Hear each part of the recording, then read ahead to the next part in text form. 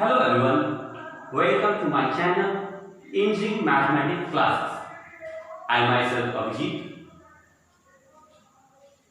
After some time on this channel, you will find the all subject material regarding engineering mathematics.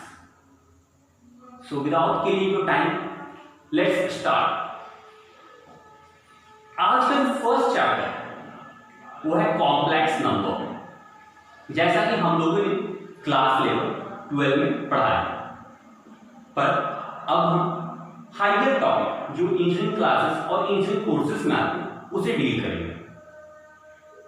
तो topic start करने से पहले हम complex number को basic points recall कर लेते हैं। तो सबसे पहली बात आती है, what is complex number? A number which can be written in the form of x plus iota y, where x and y are real number and iota understand for under root of -1 और square root of -1। तो कैसे लिखेंगे? z is equal to x plus iota y, where x and y are real number। तो बात करते हैं कुछ special cases की। अगर यहां पर real part that means x 0 हो जाए तो z की वैल्यू क्या होगी? z is equal to only iota y। तो इसको हम क्या कहेंगे? Purely imaginary number. Purely imaginary number, purely imaginary number. अब बात करते हैं, अगर y की वैल्यू 0 हो जाए तो z किसके बराबर हो जाएगी? x के। If y is equal to 0 then z is equal to x, then it is called purely real number। it is called purely real number। क्या कहेंगे? purely real number कहेंगे। अब बात आती है कि अगर x और y दोनों 0 हो जाए तो z की वैल्यू क्या हो जाएगी? ओनली 0। इट इज कॉल्ड, तब इसको क्या कहेंगे? Zero complex number. It is called zero complex number. ठीक है, zero is also real number. मैं कुछ बेसिक कंसेप्ट रिकॉल करा क्योंकि ये सब हम लोगों ने क्लास 11 12 में पढ़ रखा है। अब बात आती है, conjugate of a complex number क्या होगा? कंजुगेट मतलब होता है जो रियल पार्ट और इमेजिनरी पार्ट के बीच में जो साइन है उसको चेंज कर देना। जैसे कि पॉजिटिव है तो निगेटिव और निगेटिव है तो positive. Conjugate of a number मतलब कॉम्प्लेक्स नंबर क्या होगा? अगर x प्लस आयोटा y है तो इसकी conjugate x minus iota y हो जाएगी। और सिमिलरली अगर x प्लस आयोटा y है तो x माइनस आयोटा y हो जाएगी। ठीक है, अब बात करते हैं कि x, y तो पॉइंट फॉर्म में हम दिखा दिए नंबर। एक अनदर फॉर्म होती है उसको हम पोलर फॉर्म कहते हैं, जो यहां बहुत यूज होगी जनरली। अब इस जो भी वीडियो लेक्चर्स होगी या जो भी हायर स्टडी वहां जनरली पोलर फॉर्म का बड़ा यूज होता है। तो चलते हैं पोलर फॉर्म को एक बार रिकॉल कर लेते हैं। पोलर फॉर्म का मतलब क्या होता है? स्क्रीनशॉट लेना है तो लीजिए। पोलर फॉर्म का मतलब होता है कोई भी नंबर, अगर कोई x और y कार्टेशियन प्लेन पे है तो उसे हमें डिनोट करते हैं r थीटा से। r यहां पर क्या होगा? जो डिस्टेंस होगी पॉइंट की ओरिजिन से, और थीटा जो पॉइंट है और जो ओरिजिन से जो लाइन बनेगी एक स्ट्रेट लाइन, वो x एक्सिस से कितने एंगल बना रही है। ठीक है, आइए उसको देखते हैं। तो बात करते हैं x, y को अगर हम कार्टेशियन प्लेन में दिखाते हैं, कार्टेशियन प्लेन में दिखाते हैं। मैंने कार्टेशियन प्लेन ले लिया, ये y एक्सिस, ये x एक्सिस, ये y एक्सिस, ये ओरिजिन। सपोज दैट कोई पॉइंट है, एक पॉइंट जो x, y है, ठीक है। तो इसको हम डिनोट कैसे करेंगे? ये आपके ओरिजिन से डिस्टेंस अगर r है तो r किसके बराबर होगी? डिस्टेंस फॉर्मूला लगाएंगे, under root of X square plus Y square. ये थीटा क्या होगी? जो हमारी लाइन बनेगी x, y से, तो उसको हम थीटा कहेंगे। तो अब जब देखा जाए ये x कोऑर्डिनेट है ना, तो ये अगर r डिस्टेंस है तो इसकी कंपोनेंट x एक्सिस के अलोंग क्या होगी? x is equal to r cos theta, और y क्या हो जाएगी? r sin थीटा, ठीक है। अब देखो x square plus y square किसके बराबर हो जाएगी? r स्क्वायर, ठीक है। अब देखो tan थीटा की बात करते हैं, तो tan थीटा किसके बराबर होगी? tan theta is equal to y by x, तो थीटा क्या हो जाएगी? tan inverse of y by x, ठीक है। तो अब हमको कोई भी z कॉम्प्लेक्स नंबर होती है, वो z इज इक्वल टू होती है x प्लस आयोटा y। तो x के यहां पर अगर r cos थीटा पुट कर दिए तो z is equal to r cos theta plus iota r sin theta हो जाएगी। तो यहां से अगर r कॉमन ले लिए तो ये हो गई cos theta plus iota sin theta. इस फॉर्म को हम कहते हैं पोलर फॉर्म। क्या कहते हैं इसको? Polar form. स्क्रीनशॉट लेना ले लीजिए। चलिए फिर हम चलते हैं अपने नेक्स्ट टॉपिक पे।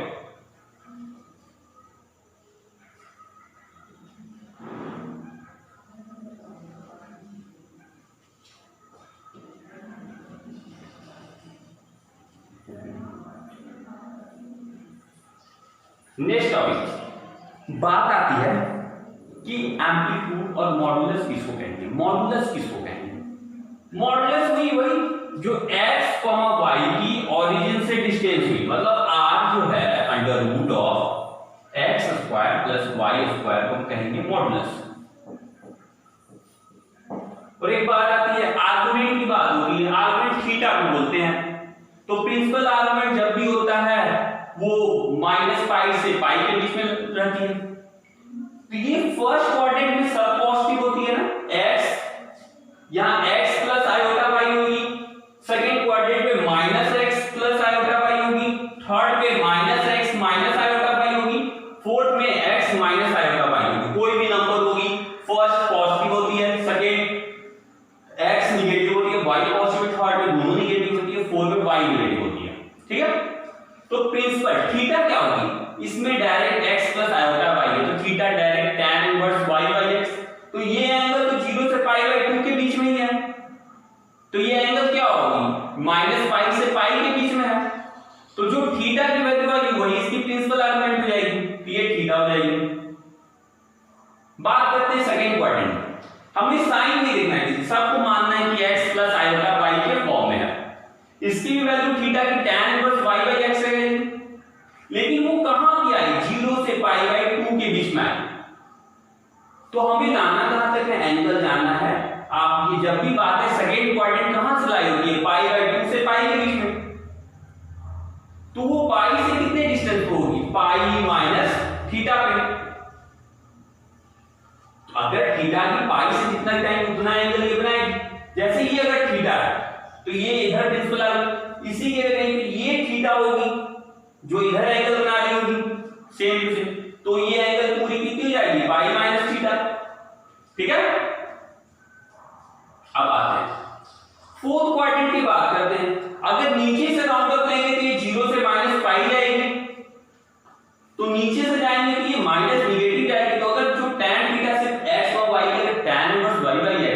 तो उसकी प्रिंसिपल आर्गुमेंट क्या हो जाएगी, माइनस थीटा। ठीक है, अब ये अगर माइनस थीटा है तो ये कितनी होगी, नीचे से माइनस पाई, और अगर ये माइनस थीटा एंगल बना रही है तो इधर भी माइनस थीटा ही एंगल बनाएगी जो वैल्यू है, तो इसकी वैल्यू कितनी हो जाएगी, अगर ये माइनस पाई से minus pi of minus theta, मतलब क्या हो गई, minus pi of minus theta. ये हो गई इसकी प्रिंसिपल आर्गुमेंट, ये हो गई 4 क्वाड्रेंट की माइनस थीटा आर्गुमेंट। ठीक है, ध्यान से लिख लीजिए या स्क्रीनशॉट ले लीजिए।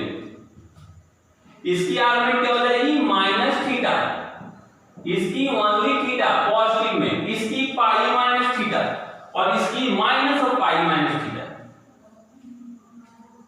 अब हमें लगता है इतनी बेसिक रिकॉल हो गई। अब आगे की चैप्टर, जो आगे की टॉपिक है उसको मैं स्टार्ट करता हूं, जो हमारे इंजीनियरिंग क्लासेस, इंजीनियरिंग कोर्सेज में है। ठीक है, चलिए स्क्रीनशॉट ले लीजिए। फर्स्ट जो है डी मॉर्गन थ्योरम है। पहला जो टॉपिक आपकी है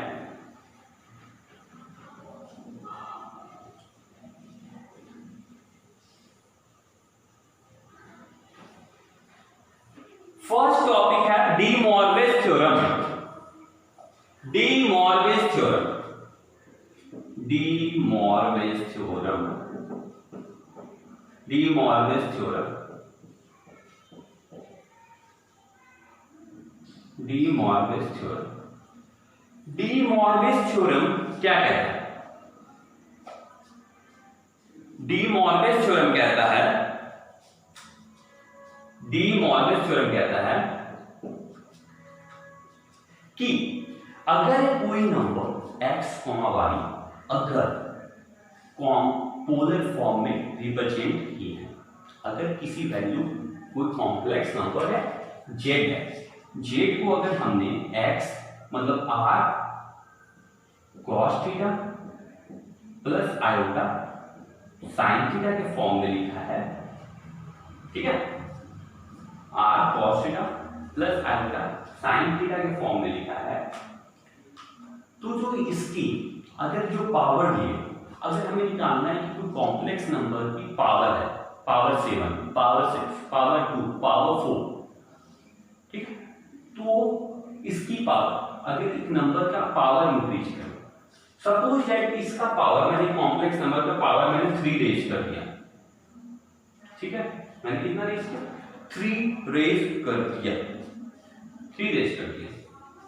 कोई नंबर को रिप्रेजेंट कर दिया cos theta plus iota sin theta में, ठीक है, तो इसका जो कहना है कि इसकी तो 3 रूट्स होगी, अगर cos theta plus iota sin theta की पावर 3 है तो इसकी जाहिर सी बात है 3 रूट्स होगी, क्यूबिक एक्सप्रेशन, तो इसकी एक वैल्यू कम से कम वो तो ये होगी, डायरेक्ट जो वैल्यू होगी वो मल्टीप्लाई हो जाएगी किसके साथ, एंगल के साथ, plus iota sin 3 theta. D Morgan theorem कहता है किसी भी कॉम्प्लेक्स नंबर की पावर लेते हैं तो उसकी कम से कम एक रूट जो होगी उसकी जस्ट एंगल से मल्टीप्लाई हो जाएगी। बात आती है इसको प्रूफ कैसे किया जाए, 2 तरीके से होते हैं, एक तो जनरल वे है, cos थीटा प्लस आयोटा हर की पावर लिया जाए 1 2 3 देखा जाए, उसका एक वे पकड़ लिया जाए जो आ रही है लाइन कुछ। सेकंड वन है कि मैथमेटिकल प्रिंसिपल इंडक्शन से दिखा जाए, तो सबसे पहले हम जनरल मेथड दिखा देते हैं, उसके बाद मैथमेटिकल इंडक्शन से प्रूफ कर देते हैं। पहला देखिए, कोई नंबर है, suppose that cos theta plus iota sin theta की पावर हमने लिया 1, तो 1 ही रहता है, 1 से 2 लिया, मतलब हमको 2 बार गुणा करना है, तो इसके स्क्वायरिंग क्या हो जाएगी, cos square theta plus iota square sin square theta, ठीक है, और क्या हो जाएगी minus cos square theta plus iota sin square theta, और एक वैल्यू आएगी आपकी आयोटा प्लस में iota sin theta into cos theta, दूसरी वैल्यू आएगी plus iota cos theta into sin theta, ठीक है, cos square theta plus iota मतलब ये क्या हो गई cos square theta minus sine square theta बनेगा। अगर इससे आई कॉमन ले लिए तो ये क्या बनेगा, sine theta into cos theta plus cos theta into sine theta. Sine of theta 1 plus theta 2 क्या होती है, sine theta 1 into cos theta 2 plus cos theta 1 into sine theta.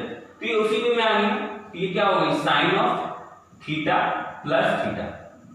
ये क्या है, cos square theta minus sine square theta, cos theta into cos theta minus sine theta into sine theta. ये उस value आ गई ना, cos ऑफ थीटा 1 मतलब theta plus theta plus iota of sine theta plus theta. तो ये value क्या हो गई, cos 2 theta plus iota sine 2 theta.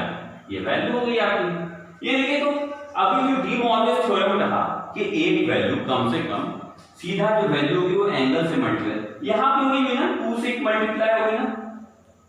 अब बात करते हैं ना इसकी क्यूबिक लेते हैं। क्यूबिक अगर इसके ऊपर पावर 3 चला दी, ठीक है, पावर 3 ले लिया, अब 2 के जगह पर क्या लिया 3 लिया, तो यहां तक तो सेम प्रोसेस होगी।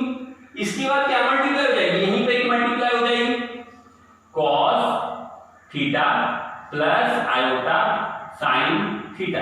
ठीक है, अब आते हैं यहां देखते हैं, कुछ नहीं करना है, एकदम आराम से चलते समझना।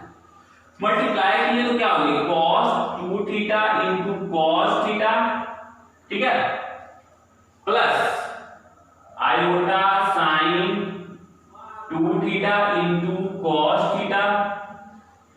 फिर आते हैं आयोटा में, plus iota sine theta into cos 2 theta और फिर minus sine 2 theta into sine theta. अब ध्यान से देखिए, ये वैल्यू क्या हो रही है, ये तो उस फॉर्म में cos of theta 1 plus theta 2। देखिए तो ये क्या हो जाएगा, cos of 2 theta plus theta plus iota of, ये भी वही फॉर्म में sine of 2 theta into cos है साइन थीटा, तो sine of theta plus 2 theta. तो यहां से क्या वैल्यू आ गई, cos of 3 theta plus iota sine 3 theta. तो मतलब जितना पावर ले रहे हैं ना, एक में एक वैल्यू जो हो रही है ना, उस वैल्यू के सिर्फ एंगल के साथ मल्टीप्लाई है। अब इसकी स्क्रीनशॉट ले लें, मैं आगे बताता हूं, ठीक है, ठीक है, स्क्रीनशॉट ले लीजिए। समझ गए, उम्मीद करता हूं यहां तक समझ गए हो।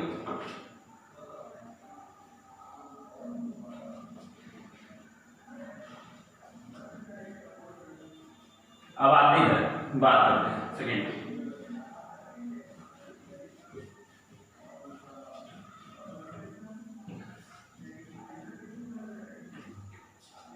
तो जनरल वे में डी मॉर्गन थ्योरम को क्या लिखेंगे, cos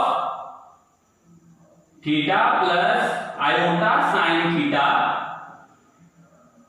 की पावर अगर n है तो एक इंप्लाइज करेगी cos ऑफ, एक वैल्यू कम से कम तो ये होगी, वन ऑफ वैल्यू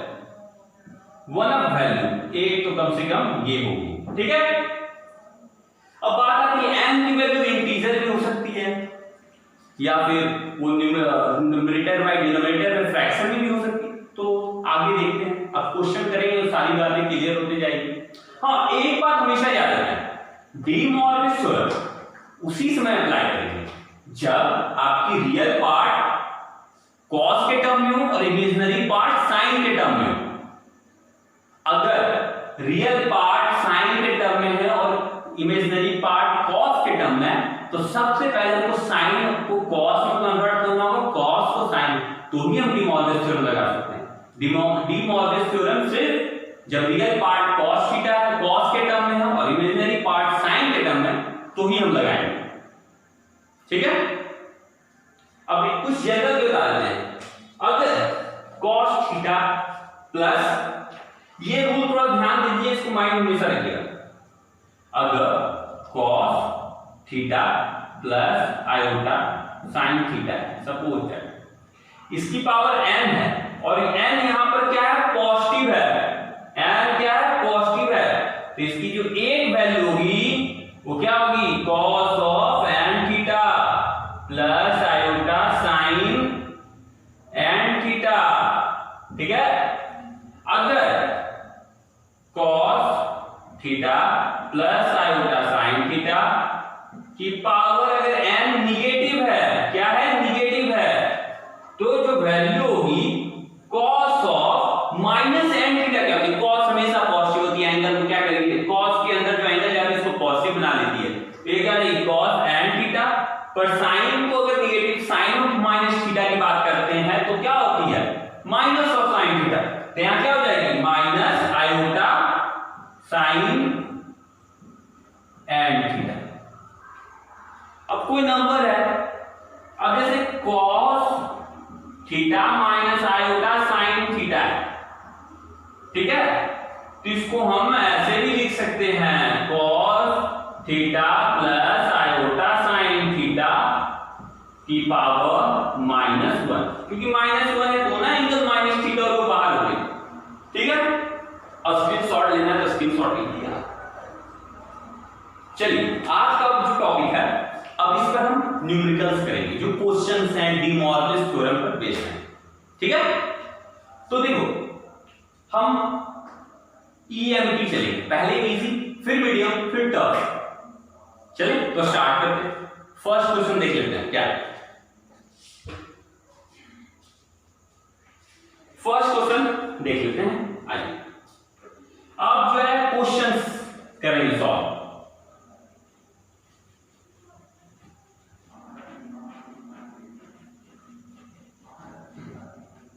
अब क्या करेंगे, क्वेश्चन सॉल्व करेंगे। तो फर्स्ट क्वेश्चन है वो है साइन थीटा, अगर कहता है, फर्स्ट क्वेश्चन कहता है if sine theta plus iota cos theta की पावर n हो, तो बताना है sine of n theta plus iota cos n theta.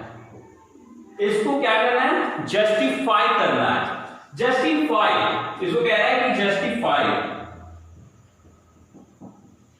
ठीक है, ध्यान से देखिए, इसने क्वेश्चन के क्या किया, एलएचएस को देखिए, sign theta plus iota cos theta की पावर n है, और अभी हम बताए थे डी मॉर्गन थ्योरम डायरेक्टली नहीं लग सकती है जब तक कि उसकी रियल पार्ट कॉस के टर्म में हो और इमेजिनरी पार्ट साइन के टर्म में। इसने क्या किया, डी मॉर्गन थ्योरम को आरएचएस में डायरेक्ट लिख दिया, sine of n theta plus iota cos n theta.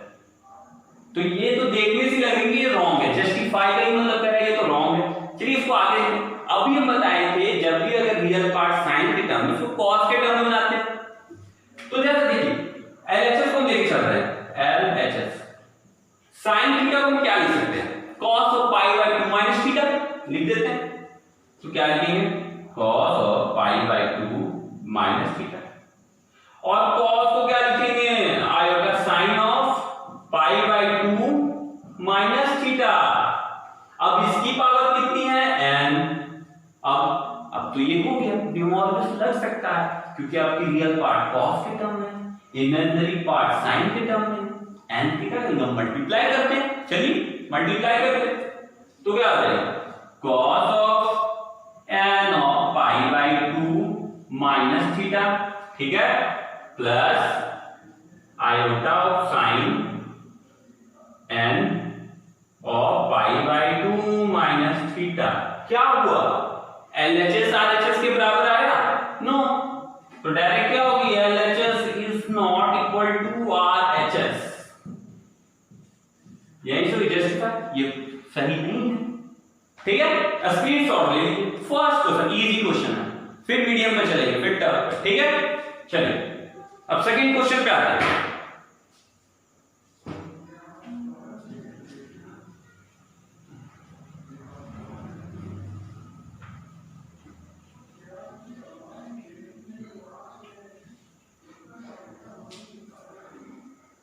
Second question पे आते हैं। सेकेंड क्वेश्चन क्या है? अब क्वेश्चन कह रहा है ना कि सिंप्लीफाई कीजिए। क्वेश्चन 2,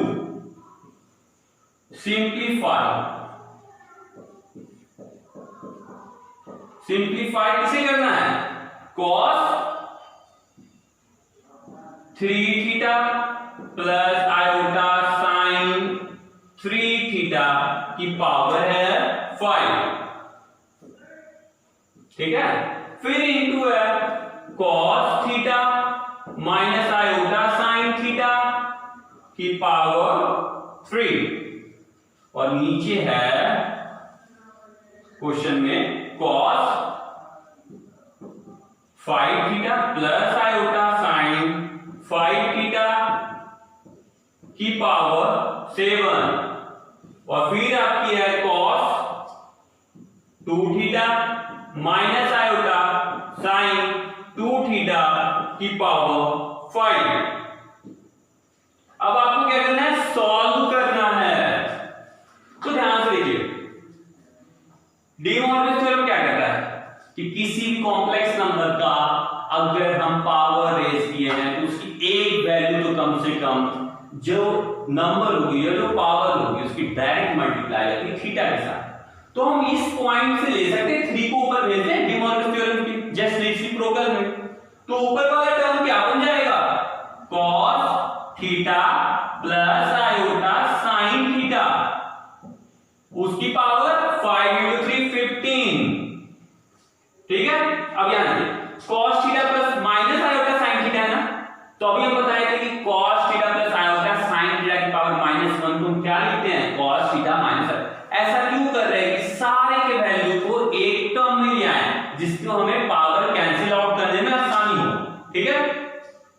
तो आप क्या लिखेंगे? cos theta plus iota sine theta की पावर -3, नीचे आएंगे सिमिलरली प्रोसेस, सिमिलरली से देखिए cos theta plus iota sine theta की पावर कितनी हो गई? 35, यहां भी वही टर्म है cos theta plus iota sine theta की पावर -10। अब क्या है? सारे एक टर्म में है तो हम क्या करेंगे? पावर को जस्ट सब्ट्रैक्ट और ऐड करेंगे। ऐड ऊपर वाले क्या है? 15 3 कितने हो गए? 15 में 10 ऊपर चले गए 25, 25 में 35 चले गए -10 -13 हो गई, तो मतलब पूरी की पावर कितनी हो गई? cos theta plus iota sine theta की पावर -13। तो इसको जब सिंप्लीफाई डी मॉर्गन थ्योरम लगाएंगे तो ये होगी cos 13 theta minus iota sine